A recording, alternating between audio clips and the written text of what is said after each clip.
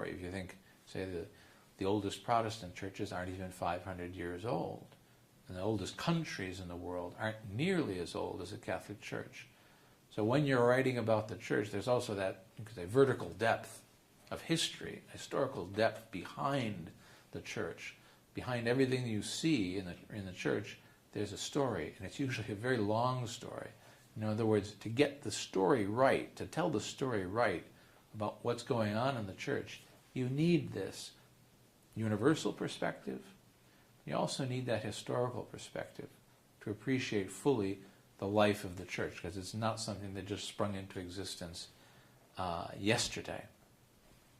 Another thing that is crucial to the education that the journalists receive while they're here for the Church Up Close seminar is contact with journalists from other countries.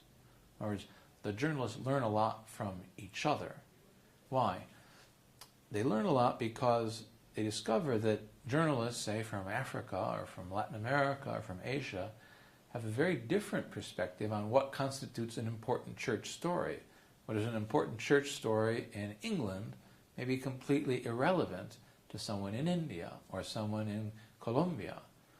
And when the journalists are in the seminar together, they're listening to the questions, the kinds of questions that are being asked.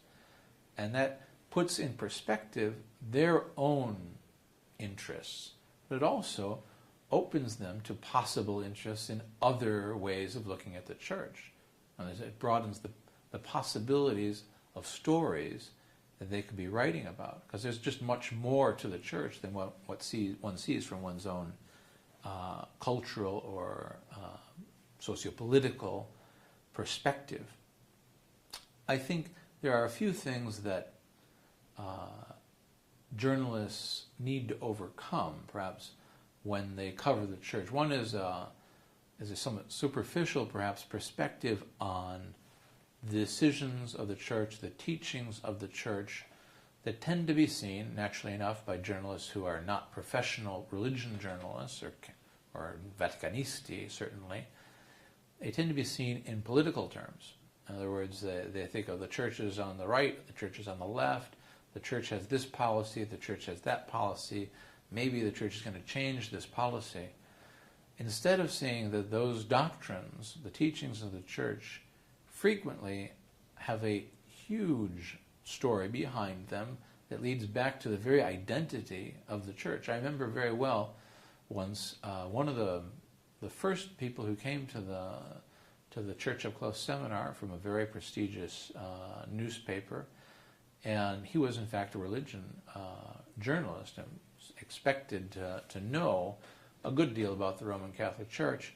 But I remember how surprised he was to hear in one of the talks that was given by a theologian that the Church actually believed that it was founded by Jesus Christ himself.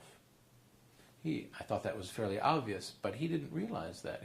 He thought, well, the Church is sort of a human institution that's grown up inspired by Jesus Christ, which is not what the Church teaches. The Church understands itself to be founded by Christ and given an authority by Jesus Christ himself.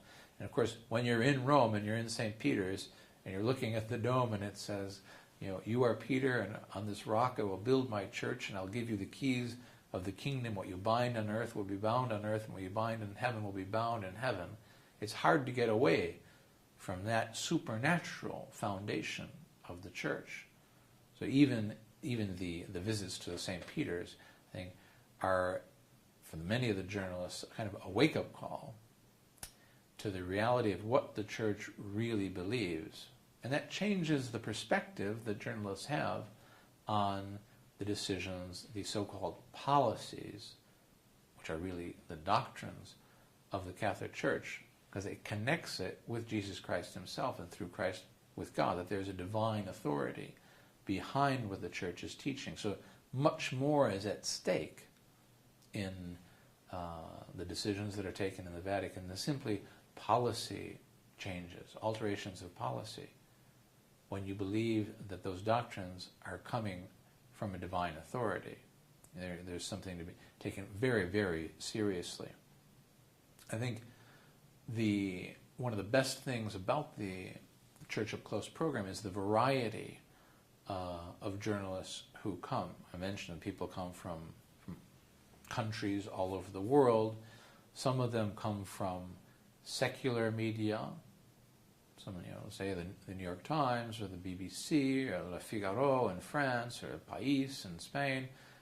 Very important secular newspapers, but they also come from religious newspapers, from Catholic newspapers or Protestant newspapers.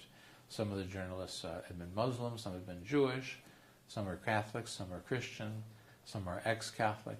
We have a little bit of everything, and that variety of perspective is very, very helpful for the journalists. It's also a bit of an awakening for the Catholic journalists who often deal with Catholic issues for Catholic papers, to find themselves thrown in with someone from the New York Times or from the BBC, and realize that the perspective that these journalists have on the Catholic Church and how different it is. At the same time, the journalists from the secular papers can learn a lot from the perspective of those journalists who are dedicated to Catholic news and work for Catholic papers. This upcoming conference that we're going to have this September, so far we've accepted applicants. I think it's half and half. Half come from Catholic papers and half come from secular papers. I think it's also half and half men and women. Now, I think another aspect of the Church Up Close program that's very, very important is the perspective we offer that comes from outside of the church, on the church. For instance,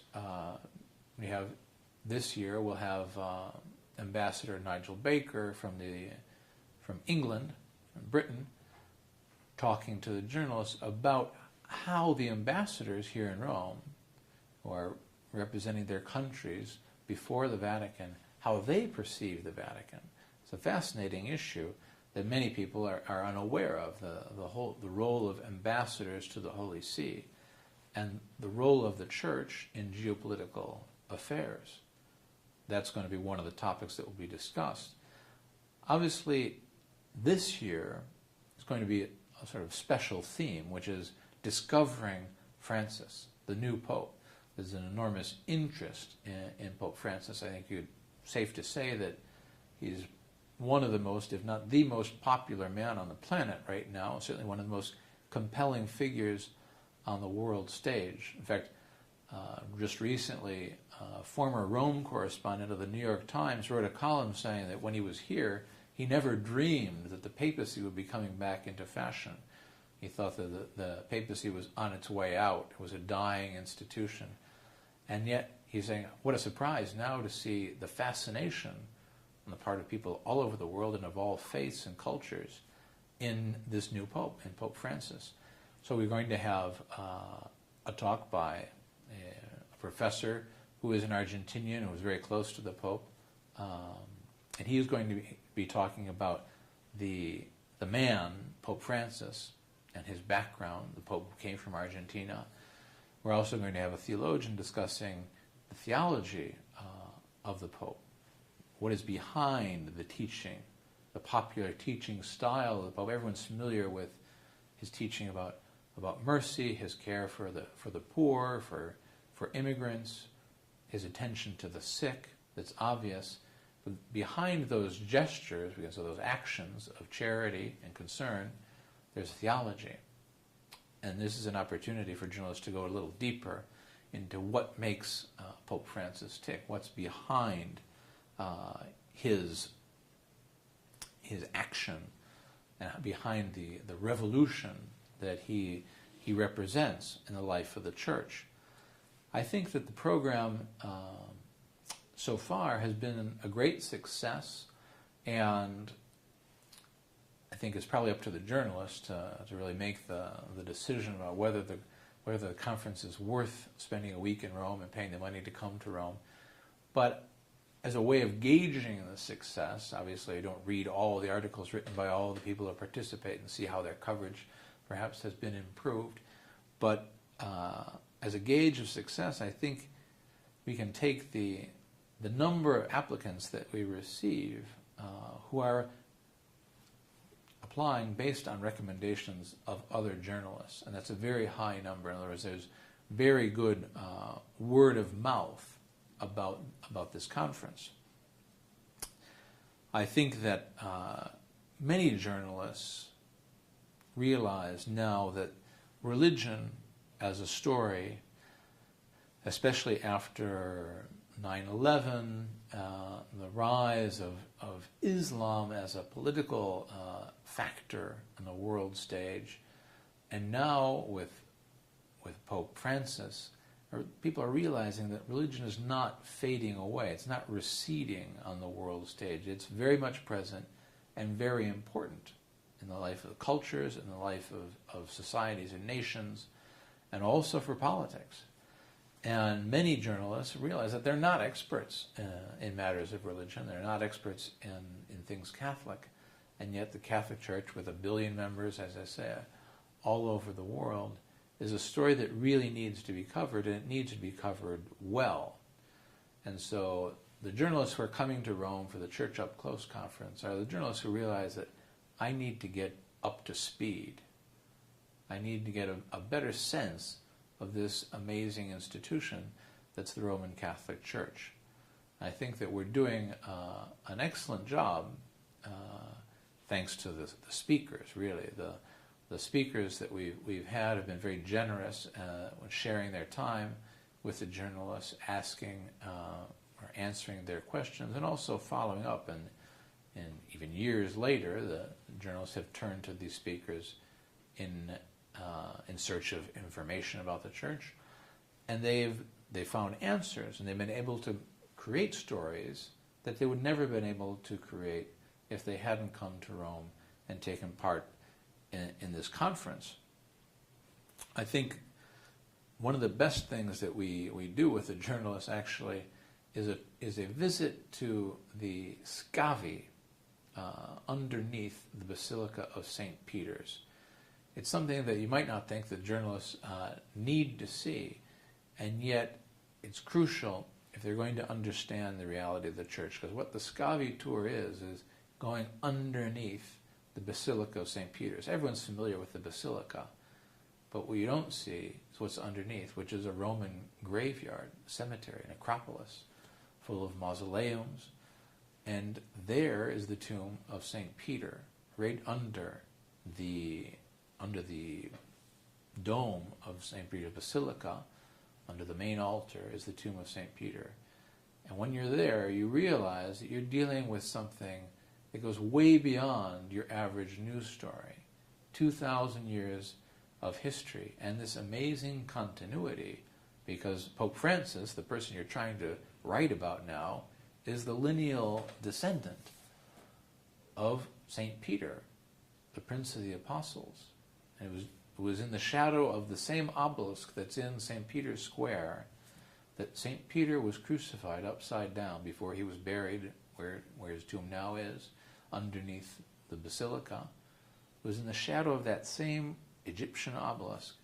2,000 years later, John Paul was shot by a would-be assassin, shed his blood in the shadow of the same obelisk. And in the shadow of that same obelisk, Pope Francis is now celebrating Mass, is now kissing the sick people, kissing babies. It's the same story. St. Peter caring for the flock, and Pope Francis caring for the flock today. And the Church Up Close conference allows journalists from all over the world to come and get a close-up look at this reality, which is the Catholic Church.